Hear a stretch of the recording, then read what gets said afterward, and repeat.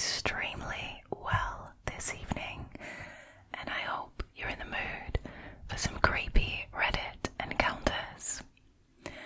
Now, these stories all happened to either teens or preteens, which is sad and disgusting, and I hate that teens and preteens have to put up with this. I mean, it is just sickening. Anyways, with that being said, and of course, as always, without any further ado, let's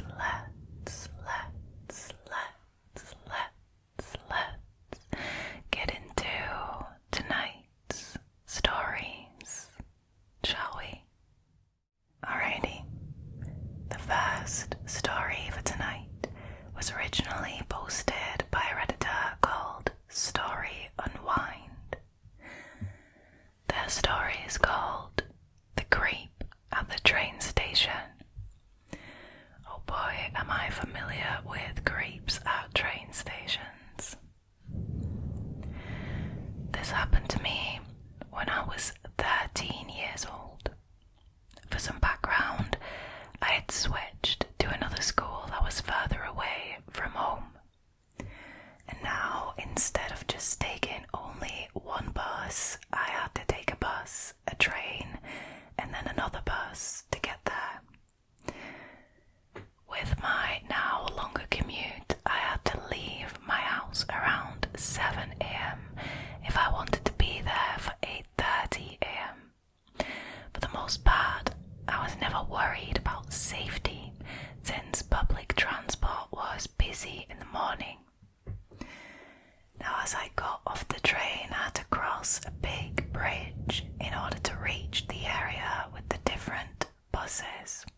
There were 3 major bus routes that I could choose, and it didn't really matter which one I got, as they all passed the school before breaking off into separate directions.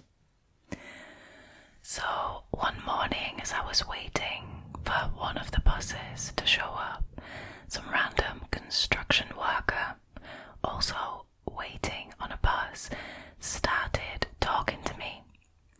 He looked about mid-30s. I didn't think much of it as I was easy to have a conversation with. I started seeing him more frequently at the bus area, and I began to find it a bit strange because he would always compliment me. He would say that I had a cool bag or a nice jacket at first, but he never said anything that necessarily raised any red flags with me. Now, things started getting pretty weird pretty quickly, and he would start complimenting my features, saying that I had pretty eyes or a cute smile. Now, I was beginning to get a bit uncomfortable at that point, but again, I also kind of brushed it off, and I chose to start avoiding him. I never thought too much of my own safety, as there were people around and I had a cell phone in case I had to call my parents or the police. I didn't see the guy for a few days, so I began to think that I was in the clear and forgot about him. Now then, things really started to escalate. I was sitting by myself with my earbuds in when suddenly someone tapped me on the shoulder and sat beside me. It was the guy from the bus stop, and now he's talking to me just as if we are friends. I was really uncomfortable. I tried to dismiss him and went to walk away to the other side of the bus area, but that's when he said something that really caught me off guard. He just casually turns to me like it's nothing, and he says, "What would you do if I tied you up and never let you go?" Excuse me?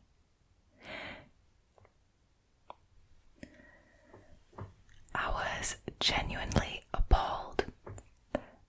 That makes two of us. I'm genuinely appalled as well. Like, this is insanity. I got up from the bench and started walking away. He got up and started to follow behind me when, thankfully, two buses pulled in. He, of course, followed me onto the bus and I wasn't having it, so I got off and hopped onto the second one. If he followed me on again, I was just gonna tell the bus driver that I needed help, but the guy didn't. I mean, honestly, can I just say that for a 13-year-old, that is a pretty solid strategy to, like, you know, already have a backup plan. Like, if this guy follows me onto the bus, I'm just gonna take a different bus and I'm gonna tell the bus driver that I need help. That is, I mean, I can only applaud that for a 13-year-old. Now, I was so confused. I went to school and the first thing I did was tell my friends what had happened. I really didn't understand the severity of this situation at first because I was a 13-year-old male and I didn't think these things happened to guys. Oh, they absolutely do. They absolutely do happen to guys as well. As I was telling the story, I was kind of downplaying it because in my eyes nothing bad actually happened and there were no real repercussions. Everyone just kind of gave me a dumbfounded look as no one knew what to say then. One of the teachers overheard me, which I'm not surprised. I was kind of a loud kid, and in a look of shock, the teacher brought me to the principal's office. So I missed the entire first period of the day, explaining what had happened to the principal and a police officer. Honestly, I'm really glad this school took it so seriously. Like, there was already a police officer that was phoned. That is wild. Now, my parents at first were really confused as to why I hadn't mentioned anything about the weird guy before. I was driven to school the next few days until a police officer came over to talk to me and my parents. He said that they found the guy on the transit cameras and they were able to track him down and talk to him.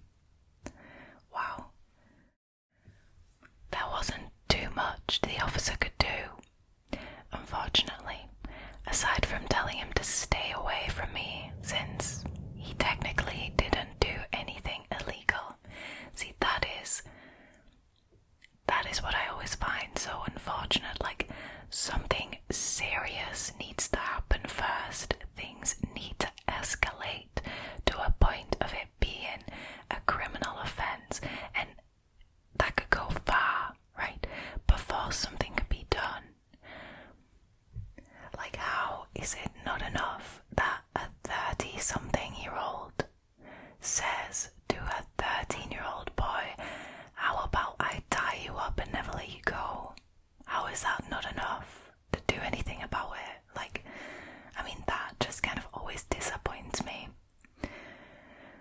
Now, the police officer did tell me that they would be monitoring the train station around that time as well, and that if the guy ever approaches or talks to me, to call 911. See, I mean, I guess that is a good compromise. That is a good effort on the police part. I saw him like 2 or 3 more times after, and he never spoke to me or even looked at me, which I am very thankful for, I can imagine. I'm just really glad nothing major came from it, but this did really open my eyes a lot about being more aware in public.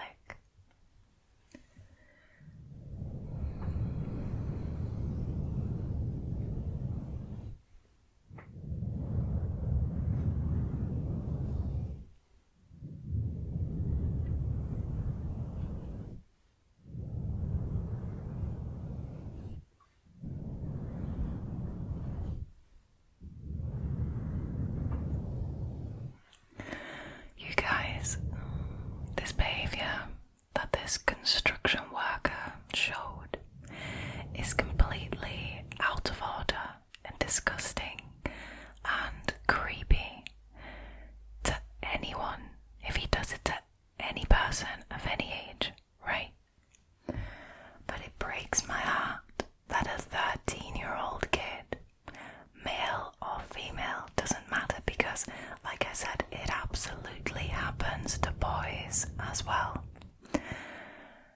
It breaks my heart that these kids have to go through that. I mean, these are experiences that stay with you, and not in a good way. And you know, you could say silver lining, he learned that he should be more aware in public, but that in and of itself is just a sad reality, right? That we have to keep our heads on a swivel in public because there might just be somebody lurking around the corner, somebody with bad intentions, or somebody who has very blatant bad intentions. That in and of itself, like I said, is a sad and disappointing and disgusting reality. You know, when I was still teaching, I once asked a group of students they were around 13, 14 years old. I asked them to raise their hand if they had ever been followed or harassed in any kind of way by a stranger in public. You guys, more than 90% of those students, a mixture of boys and girls, raised their hands. Honestly, that just made me realize what an effed up world we live in, and especially if it continues to go like that. So, I mean, teach your sons and teach your daughters how to behave in public and how to respect people's boundaries and just people in general, right? Treat everyone with respect. Treat everyone how you would want to be treated. The world would be a better place for it, honestly.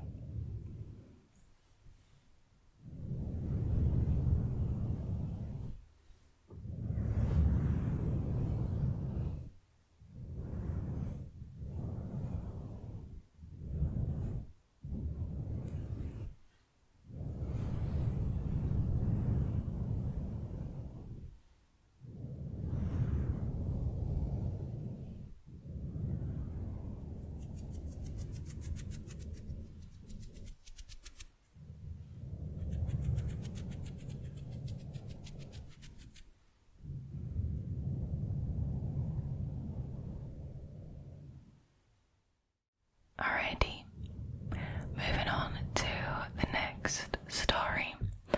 This one was originally posted by a Redditor called Curly-Hair-Dweeb. Their story is called Creep at the Skate Park Took an Interest in My Nephew.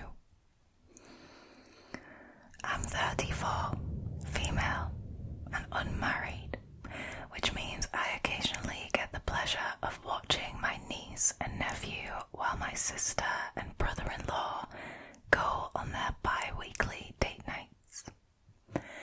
This has been going on for the past 2 months. I previously didn't have much contact with her and her family for one reason or another, but in my efforts to become the cool aunt, I've been trying to get to know my niece and nephew a little better.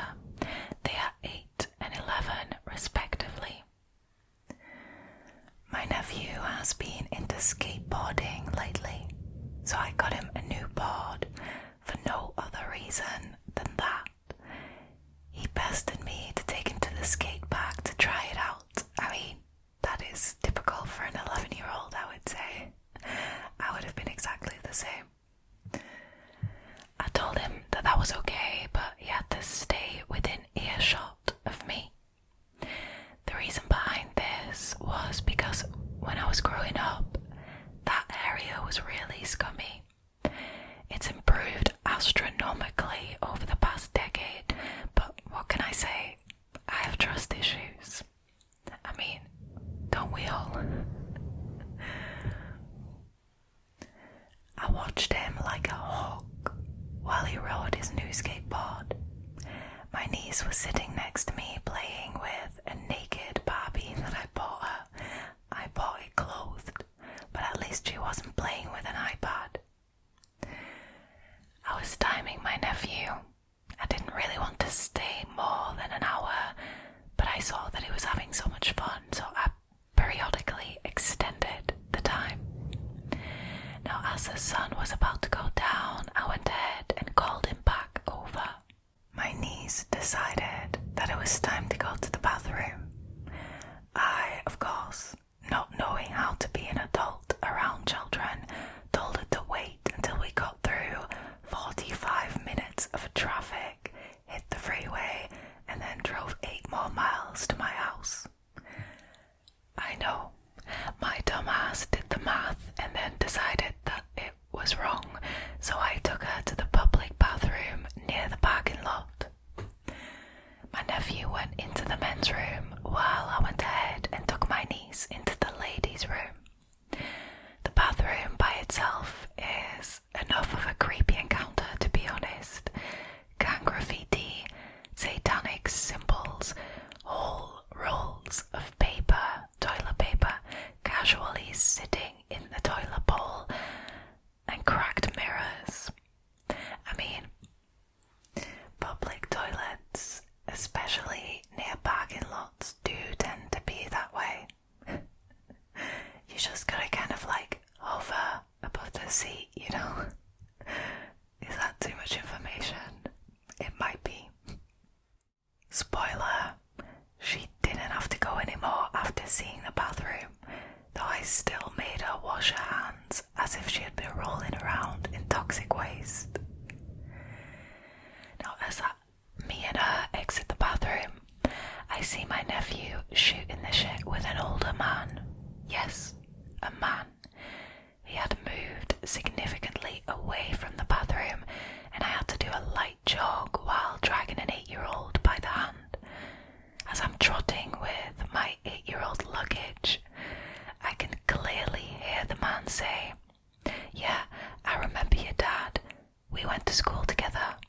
Why don't you give me your number so we can all catch up?" Bro. First of all, I was a year ahead of my brother-in-law in school. I don't remember some creepy late 40s guy in either of our grades. Second, just what? I couldn't have heard that right? I got between them and told him to get away from my nephew. I also told my nephew that it was time for us to go home and to get in my car. The guy said he was just talking to him. I very impolitely told him that if he went near either of them again, his genitalia would be rolling around my purse near my lipstick. I love this woman. I mean, I don't know you, but I love you, dear Redditor. Wow. I know that sounds harsh. No, babe, not in this situation. I know that sounds harsh, but I don't care. I actually think I underreacted. Hell yeah. This man, I swear, actually had the audacity to ask me if I'd had a teen pregnancy for having kids that age. Then also told me that I looked too pretty to have 2 kids. What is this guy? How thirsty? Like, I'm sorry, something is wrong in this guy's head. First he hits on an 11-year-old, and then he hits on the 34-year-old woman who just called him out on his shit, basically, and says that she's too pretty to have 2 kids that age. Disgusting. He then asked my name and how old I was. I'm like, okay, you struck out with my nephew, so now you want to take a run at me. I got in the car and stayed put with the engine on to see if I could see what vehicle he was in to grab the license plate. See, I'm starting to like this Redditor more and more and more with each sentence. After a few minutes, I just drove off because I wanted the 2 kids to be away from the whole thing. I didn't want to frighten them. Through 4 years in the military and 6 years as a sheriff's deputy, I've learned that almost nobody can truly be trusted.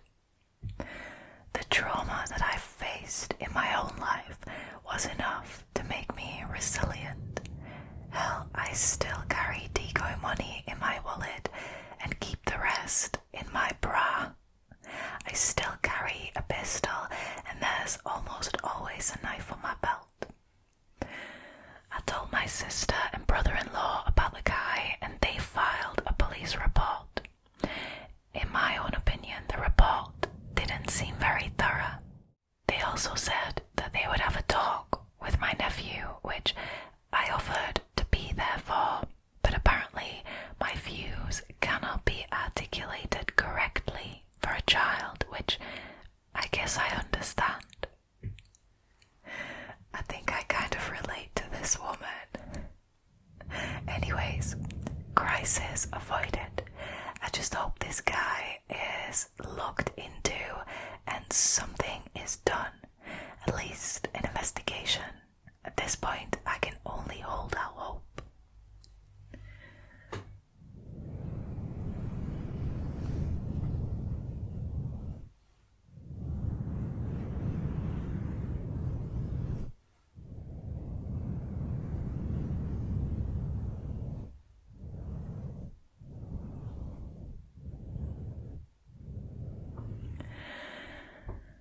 You guys see how sad it is that you can't even let your 11-year-old nephew go to the toilet for 2 minutes, leave them alone for 2 minutes, before a predator basically jumps in and tries to shoot their shot. 11 years old. 11 years old.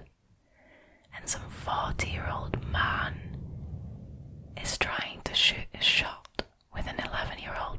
Like, this is insane. I am actually disgusted. I do not think that this Redditor overreacted whatsoever. I think the Redditor reacted perfectly. You don't have to be polite. There is no reason to be polite to this guy. He has already shown that he's a predator. So why would you be polite exactly? And for him to then make a pass at her, the Redditor, I mean, make it make sense. What a creep. What a creep. I'm glad a police report was filed, but I'm sad to hear that in the Redditor's opinion it wasn't thorough enough, and she's kind of scared that the guy isn't going to get properly looked into, and she's just holding out hope that something's going to be done about it. Honestly, I hope so too.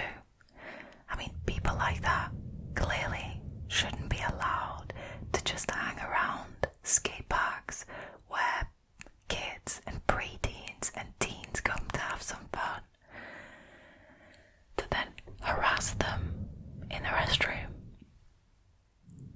Disgusting. Absolutely disgusting.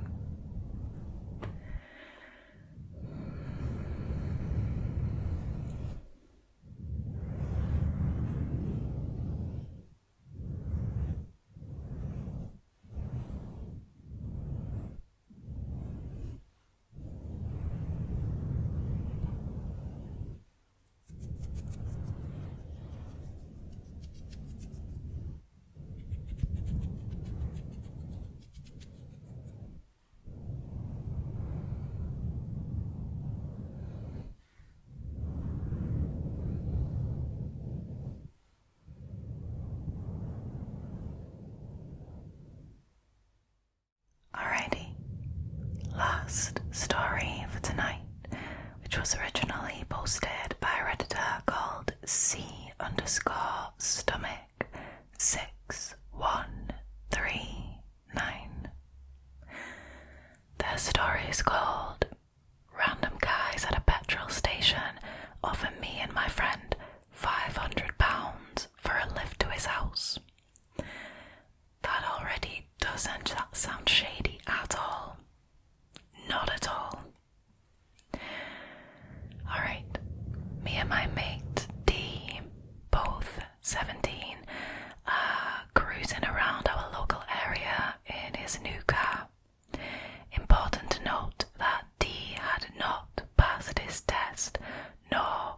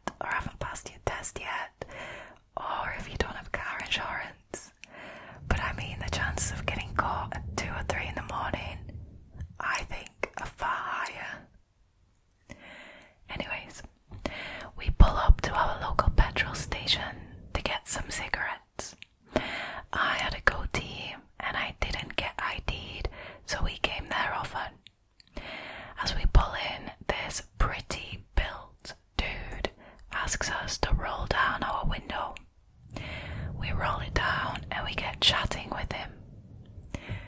He tells us that his wife is very angry at him because he's been on a bender and he can't get home and he's desperate for a lift back. Then he offers us £500 for a lift to a city that is only about 40 or 50 minutes away. Now, I'd be lying if I didn't say that our dumb 17-year-old brains immediately thought that this was an easy payday. Then the reality set in that we were driving illegally, but we didn't want to tell him that, obviously, so he just politely declined. He then gets really, really insistent that we have to give him a lift. Like, really insistent. I finally realised that surely he can just get a taxi. The guy working in the garage would definitely call him one, and it's not like he's short on cash. Nor would the taxi even break £100. So I say this to him and he genuinely has no answer to it and just keeps on insisting that we give him a lift. The actual conversation went on for almost 20 minutes. That is insane. But unfortunately, I can't remember details. I understand that. I offered to book him a cash taxi, and after many attempts of convincing him on how much cheaper it is, he finally accepts. We say we are leaving now as we were both weirded out, and he just turns to us and says, "You guys are fucking idiots." We just kind of smile and then start driving. Then, out of nowhere, another guy, even bigger built, runs at our car and just throws his drink all over D through the open window. What the actual fuck? Obviously, D is fuming and jumps out of the car, and I follow. We walk up and the guy that was talking to us is profusely apologising for his mate's actions. I remind D that we are driving illegally and the last thing we want to do is get in a fight and the police be called. So we get back in, drive off, and we cancel his taxi for him. The rest of the night we were just trying to make sense of what just happened. It just never sat right with me. I don't know why he was so insistent. Maybe so when we got there he could just jump out and run, so he gets a lift for free. I mean, it could also have been to rob the car.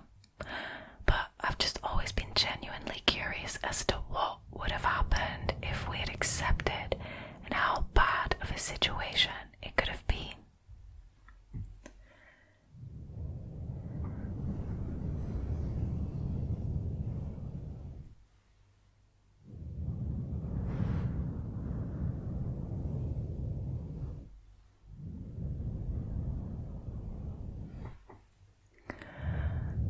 I mean, several red flags here, right? Don't forget, this whole ordeal happens at 2 or 3 in the morning at a gas station. Initially, there is one guy begging 2 17-year-old boys, they're still boys, 17, for a ride home. He even goes as far as to offer them £500 for it, which is a hell of a lot of money. Luckily, the Redditor was smart enough to realise that, why the hell would he want to spend £500 on a ride home if he could just get a taxi for £100, right? Not even £100. Also, the fact that this conversation lasted for 20 minutes just tells me that this guy really, really wanted to convince these 2 17-year-old boys to let him into their car, which is definitely bad news. Add in the fact that there was a surprise second guy who was even bigger built than the first one. aggressive. Also, they were threatening these boys, saying, you guys are effing stupid. This was definitely, oh my god, definitely bad news, and I am really glad that these Redditors got away.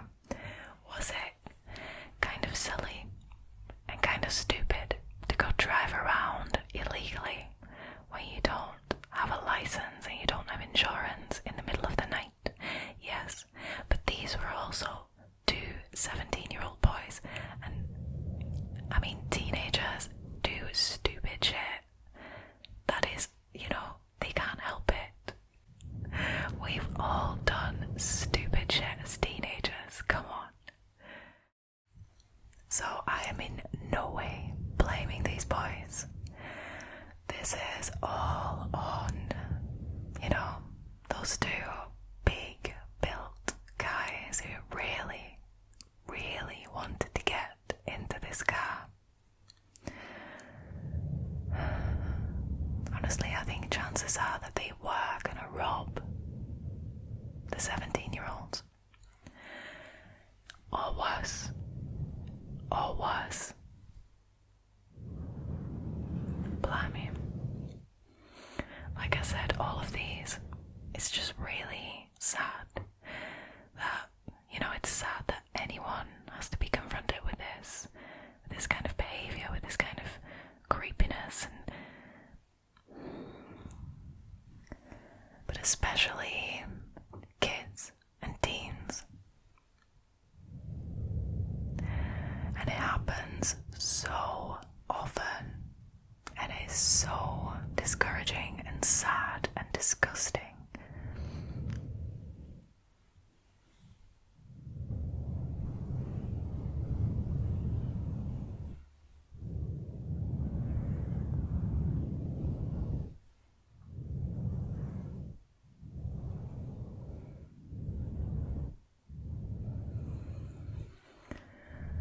Alright, you guys, that was it for tonight's scary stories. Thank you so much for choosing to hang out with me again tonight.